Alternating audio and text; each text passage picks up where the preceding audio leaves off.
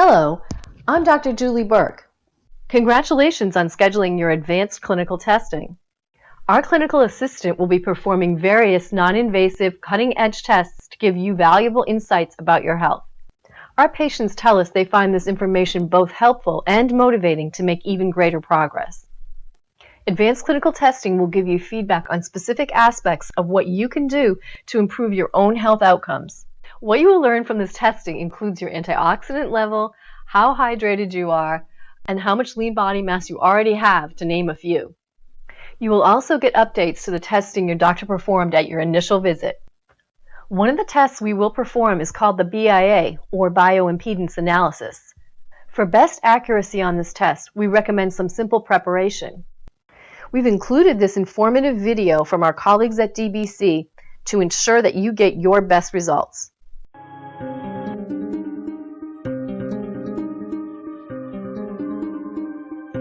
Bioimpedance analysis.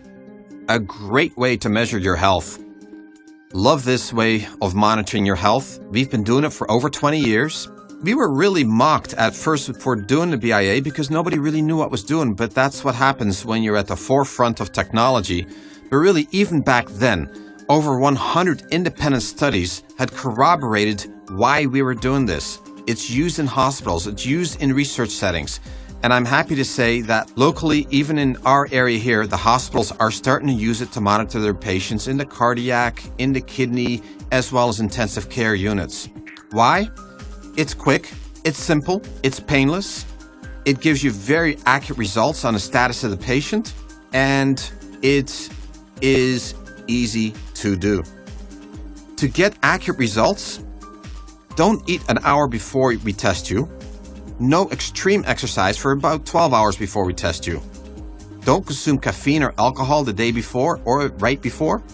And make sure you're well hydrated. It'll help us get a more accurate measurement of your overall health. So what is the BIA? It really is an overall measurement of cellular health.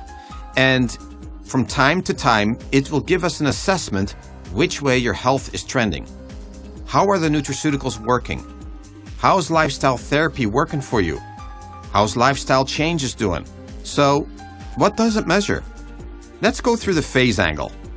Phase angle is like a GPA of overall health. It really measures aging stress within a cell, or oxidative stress. It drifts downward as we age, of course. Our goal is to try to keep you over 5, because less than 5, there's more cells dying than being regenerated. In fact, this number was used in Boston University Medical School to predict death 6 months before it happens with AIDS patients within a 2-week time frame. That's how accurate phase angle can be. So you want to look at it as aging stress, oxidative stress. Higher, better, lower, bad. Muscle mass is also a very important biomarker, accurately measured by the bioimpedance analysis. Now, why is muscle mass important for health? It's not just for looks, not just for strength. It drives metabolism, your energy. It regulates your hormones. It helps testosterone levels. It's a reserve for energy, for sugar, and it soaks up your toxins. And you know what? It doesn't respond to just exercise. Nutritional status affects your muscle mass a lot. If you have malabsorption problems or not consuming enough proteins, muscle mass will decline.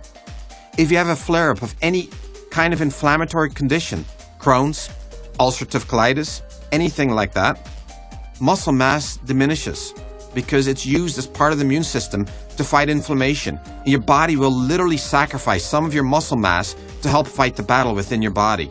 So it is affected by your overall state of being, and is therefore an accurate, important biomarker of your health.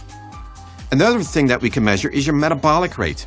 Your metabolic rate is the rate that your body's metabolism burns calories at rest, and it's like being at sleep for 24 hours, and how many calories do you burn in that 24-hour period? That's what we're measuring.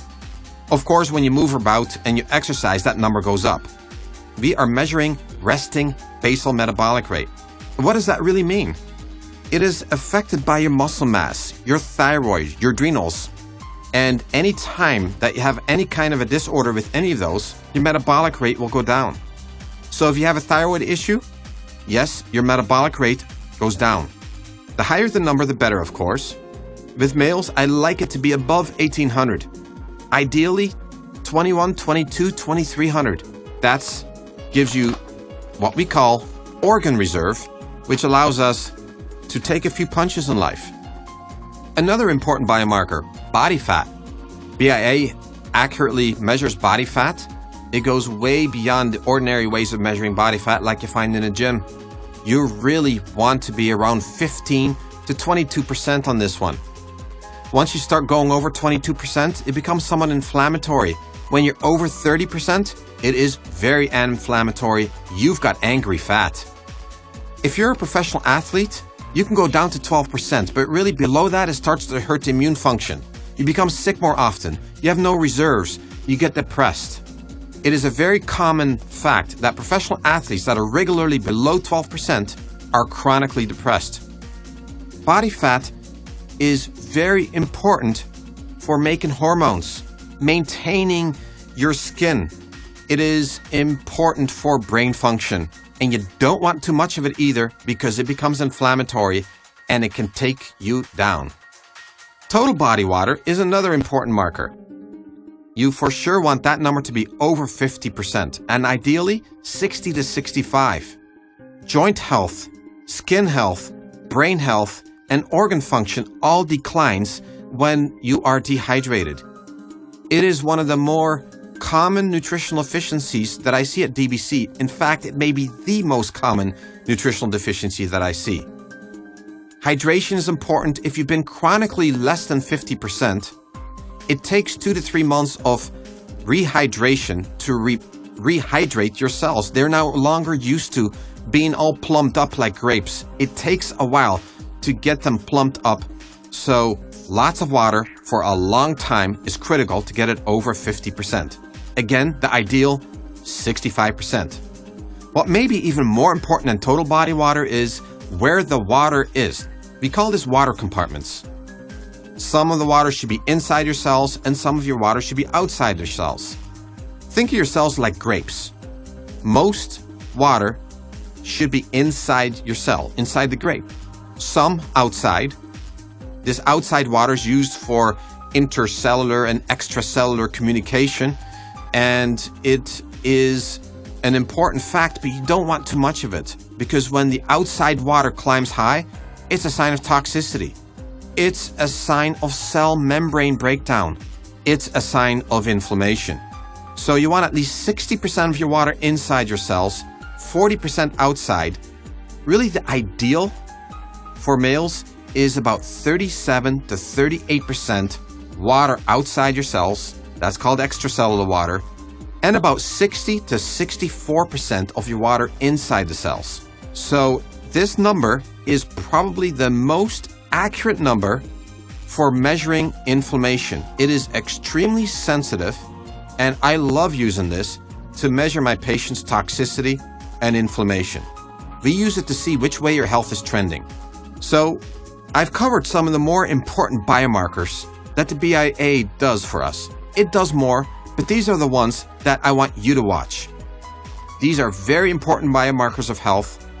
Let's check them regularly and reference our DBC resource page for more information regarding the BIA.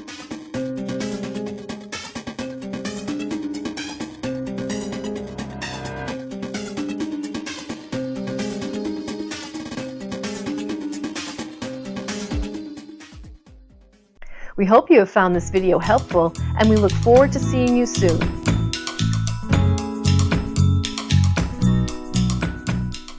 Bye.